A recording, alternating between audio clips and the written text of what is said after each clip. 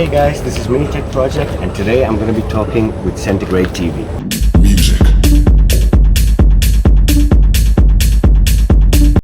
Yeah, there's definitely loads that can be learned from a place like Amsterdam, which has a very mature clubbing culture compared to India. I think one of the things is definitely that the crowds should be going out to have more experiences, and rather than to go out specifically where their friends are going to the most happening place in town, whether they like the scene or not. They go out primarily for many ways to network and advance the different work that they're doing. So although that's all important too, I think more people firstly need to get into a space of having experiences, which is very important. Then I think with club owners, a lot more of them in India have a tendency to not be so much into the club scene. Rather, they do the business because they have the investment capital and they have the connections to get permissions and stuff like that. So in these cases, it's very important to sort of get a really good programmer and listen to them and research that really good. So someone who comes from a background of the whole scene, because it's not just about making money. I mean, business is a part of everything, so money is needed. But in some cases, it's also important to put certain things forward and give people certain experiences, even if they yield a little bit less profit, and keep a balance of these things. So that's really important. And of course, at a government level, India is dealing with a lot of problems because the government as well is not very educated on club culture, so getting permissions and things for certain things. Whereas in a place like Amsterdam, you have a night mayor, in fact, specifically appointed just for Amsterdam's nightlife.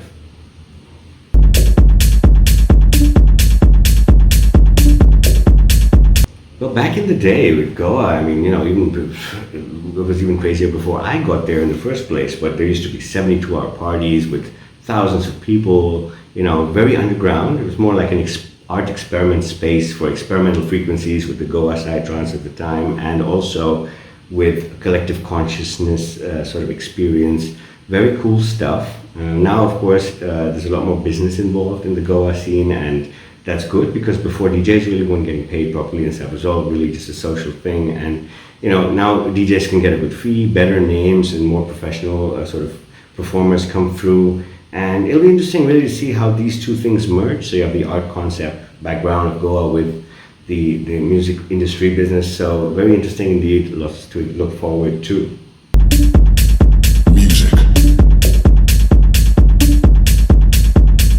Well, I have to say with CentiGrade, the nice thing is really about striking a balance of being very professional. So with important things where it comes to like payments and logistics and promotion and stuff like that, CentiGrade is super professional. But at the same time, it's a lot of fun. Like, we've partied hard together at the gigs.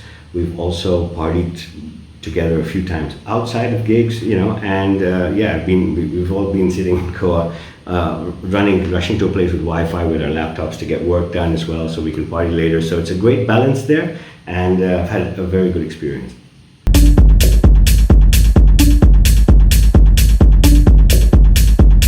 Minitech Recordings is a platform that I wanted to kick off, where I could actually showcase lots of the great talent that I've come across over the years and be able to deliver a better platform to my friends that I respect a lot and I think deserve an audience.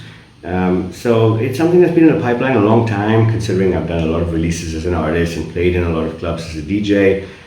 So I bring good stuff to people's attention anyway, and I just wanted to have something where it's completely curated by me, which is very much, I'm the creative director of everything going on there, and it gives a beautiful sort of platform for artists to share their work.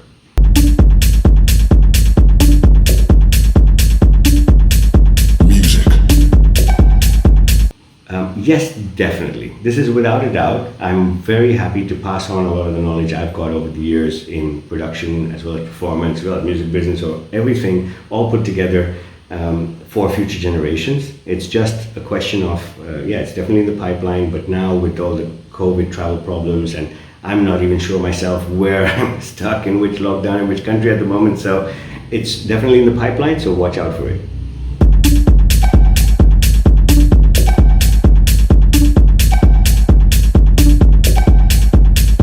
Well, the most important advice I'd like to give you is to do music for the right reasons.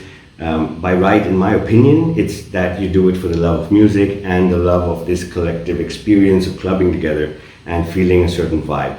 Reason being, because if you're too busy fantasizing about these YouTube DJs that are playing for massive audiences, going nuts and all that kind of stuff, there's a lot of difficult things behind the scenes that go on there, which are very unpleasant, and everybody has to go through it one way or another. So dealing with a lot of that stuff will be a lot better if you have a true passion and love for it. Otherwise, you're going to waste a lot of time just getting in there and being disappointed and dropping out in a couple of years. Things take a long time. There's no overnight success, and even an overnight success takes a couple of years. So you want to do something you're happy to stick with for a while.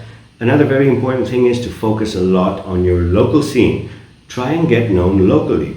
Without having a strong fan base at home, at least even if there's not much of a scene where you come from, you can get people behind you who share seeing, and they're sort of inspired by your enthusiasm about how much you're into this stuff.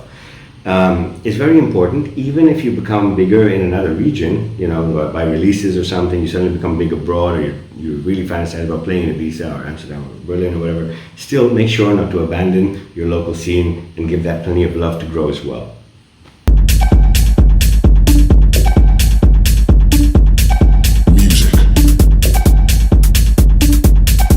Well, the term biggest is a very objective term, because artists have been bigger than others at different moments of their career. A real legend that I'd like to mention, though, is definitely Mauro Picotto. It was great as I was growing up. Long before I even started DJing, I was a fan of Mauro Picotto, and eventually getting to play after him in a huge club was fantastic. But lots of other big DJs that I've shared the stage with include Joseph Capriati, Enrico Sangiuliano, Luigi Madonna, also a set I played after Boris from New York, who's another DJ that I'm a big fan of, was a real highlight of my career also.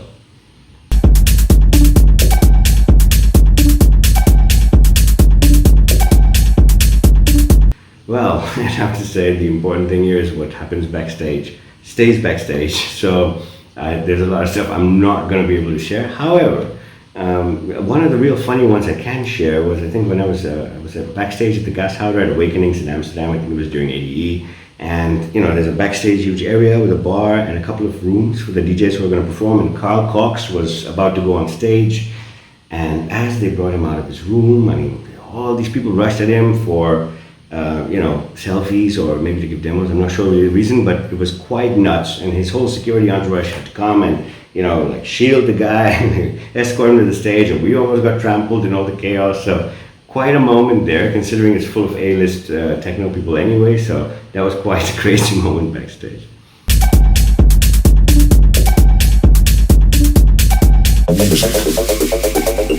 I have to say that with CentiGrade, of course, their home turf Bangalore is always something extra special, so I always look forward to performing for CentiGrade in Bangalore the most.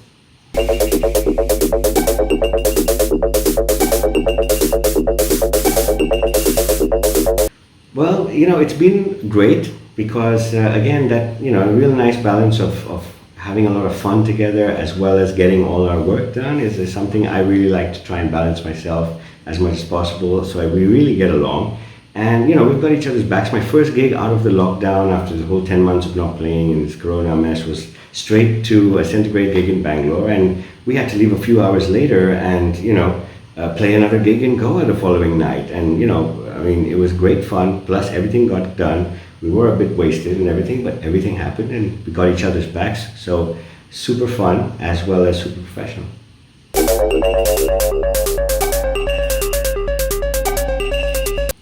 Well, what I'd really like to say is don't be a stranger, don't be a silent fan. I love to see your likes and comments on content. Let me know that you're out there, that you exist.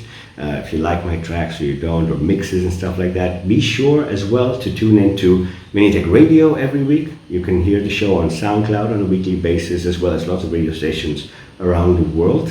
That's where a lot of my current taste is sitting, because sometimes with releases, there's a big delay from the time it's produced to the time it's released, and radio is really ongoing. Lots of good DJs there, aside from my own exclusive monthly mix.